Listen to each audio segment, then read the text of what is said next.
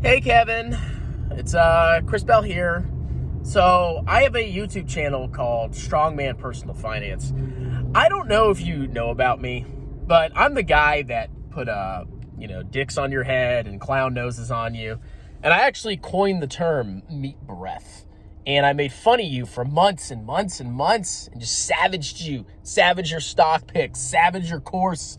I just treated you like absolute crap. So of course, that means that I've decided to apply for your job.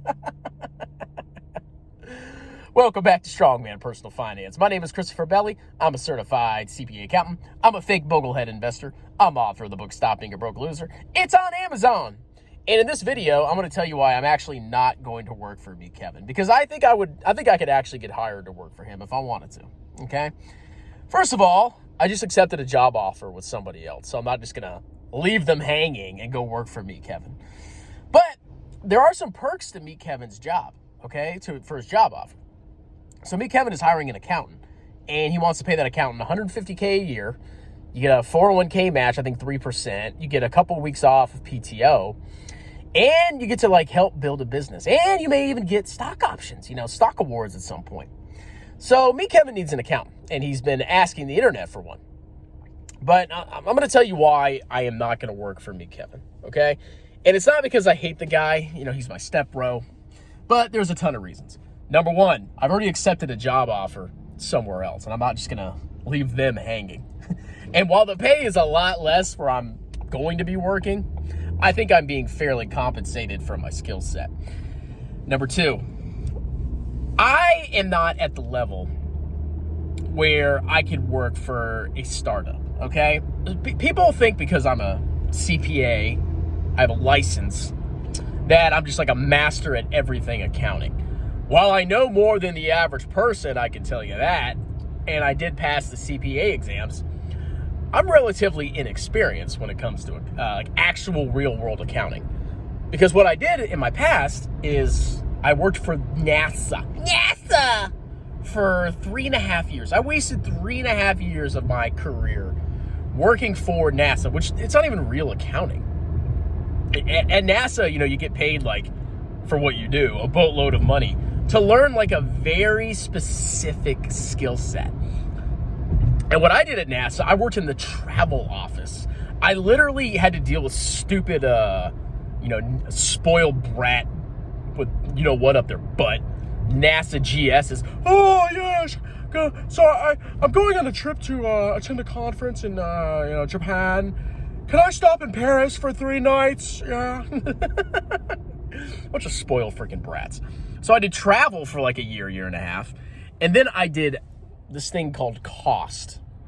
And in cost, basically what you do is you find out when a contract, or you track contracts, and when a contract does stuff, they perform their services, you record the expense basically in the financial system, SAP, to match the work performed. So that's basically what I did. And that has nothing to do with the real world whatsoever. Now, if I were to work for Meet Kevin, I would be probably responsible for all his financial stuff, doing all the bank recs and tracking all his expenditures and income and, accruing stuff. Basically everything you could possibly imagine that an accountant would do for somebody like Meet Kevin. That's a lot of stuff. And while I do have experience in it now, because I've worked about 10, 11 months in public accounting, I'm not at the level yet where I'm ready to go out on my own and take on this massive project, this massive, enterprise, okay?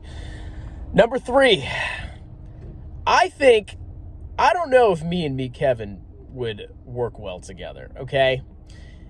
I don't like it when somebody gets pissy or demanding with me. And while I don't know Kevin well enough to know his personality, I think, I know his personality decently, I guess, from watching his YouTube channel.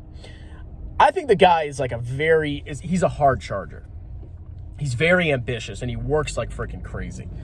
And it would piss me off to no end to work 40 hours a week and then, have to answer text all freaking night. I really feel like this job would consume my life. I really do. And I'm not at the point where I'm going to dedicate every fiber of my being for a W-2. Now, it's different from, let's say, working in tax season. Obviously, that's part of the job as a tax accountant, okay? But I don't want to get text at 3 in the freaking morning on action items, okay? Number 4, while I do think Kevin has a, decently successful enterprise, I mean, the guy's a multi-millionaire, you got to be careful who you work for, okay? Because, like, for example, let's say Kevin assigns me to his real estate house hack thing. It may succeed. It may fail. I don't know. It's a very risky enterprise. If the house hack fails, I might be out of a freaking job, okay? You don't freaking know. So you got to be careful with that, okay? And while the pay is great, this is my next point, I don't want to move to California, okay? Because I don't really care about what my income is if my expenses are much, much lower, because I can invest the difference. Right now I live in Virginia. I have a house that I bought at a very good price, I think, before interest rates went up, before house prices went up.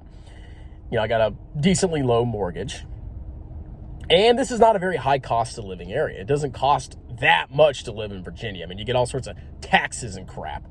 But I think if I moved to California, even if my pay went up to $150,000, number one, you got to pay California tax. Well, first you got to move, okay? Then you got to pay California taxes. And you're living in a much higher cost of living area where your bottom line profit, on your personal income statement might not be that freaking high, okay? And the last thing is I have family in Virginia. So I have 2 young kids, and I got my in-laws 5 minutes down the road, literally. And I have my parents that are 2 hours away in Northern Virginia. I'm very close to people that can help me and my wife, take care of my 2 young children. If I were to move to California, I would be completely cut off from my family, and while I could survive, I'd probably have to, spend more money on daycare and babysitting. So when you add it all up, okay, I'm leaving my family behind. I'm going to work for somebody I used to make fun of constantly. I have to move to California. I have to pay all these freaking taxes. And it's a risky enterprise, There's just a lot that doesn't appeal to me, okay? And I guess last but not least, there's people that say I'm a sellout for not making fun of me, Kevin, as much anymore. Okay, you think whatever you want, but I think that would really reinforce their beliefs if I actually went and worked for the guy, okay? So, well, I've seen people commenting on my videos, oh, you should work for me, Kevin, $150K. I mean, thanks, but at this point, I appreciate the offer. But as of now, I think I'm just going to stay with what I'm doing. Cheers!